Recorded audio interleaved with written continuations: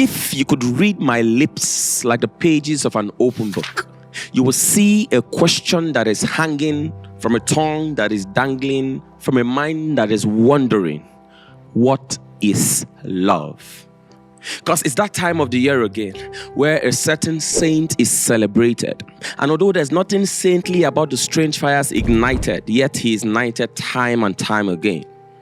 It's that time of the year again where the color of the whole world is painted red, even by those who have never read about the significance of this trend called Valentine.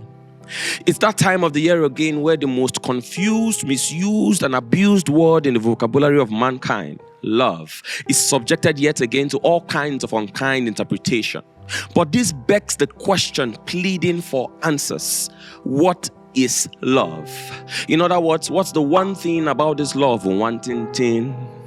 So I step on the street to meet and greet a typical guy and a typical girl, and I get typical answers to the question, what is love? According to the typical girl, love is rich. She cannot date a poor guy whose heart would only be beating bese all the time.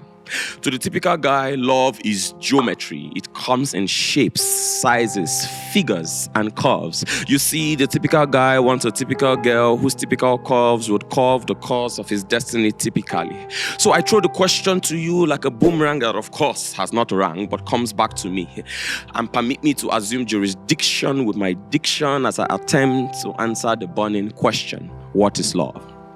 You see, to some of us, this love is no shade of gray.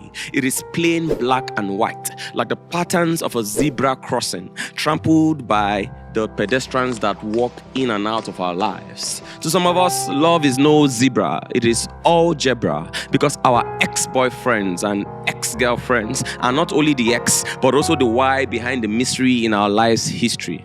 The X, the Y. And although we're sick of these tricks, sex with our ex has become a matrix we cannot solve. So we need the Almighty, but we keep looking for the Almighty formula. And that's why, like Formula One, our lives have zoomed away from the plan of the Almighty. And sorry, sister, I know you're looking for a Lion King, but this guy is no Mufasa. That's why he keeps giving you a scar.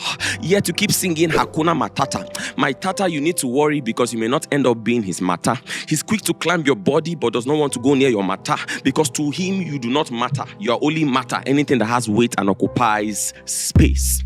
And I do not mean to bust your bubble, because I knew you wanted the very best, but you got the very best of the worst. I know you wanted the very best, but you got the very best of the worst.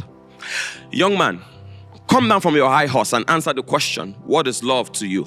Stop feeling like an odogu when you're acting like a dog. Ew, I mean, you feel like an ogre at the top, but you're just an ogre by the side. Your name should be Shrek, because those young girls shed tears as you shed and tear to shreds that red thread that should only be shed on the bed of matrimony. So I throw this question one last time. What is love?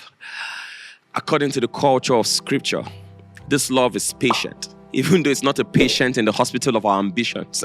This love is kind, the kind that is kind. It is not blind because it does not focus on her behind, but looks forward to her glorious future. This love is unconditional, not delusional, but three-dimensional, involving body, soul, and spirit. This love gives, for God so loved the world that he gave his only begotten son.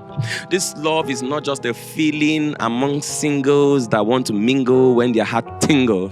This love is a life of vehement expression. L-O-V-E. This love is a life, the life of God. So, if you have never truly known God, then you never have truly loved.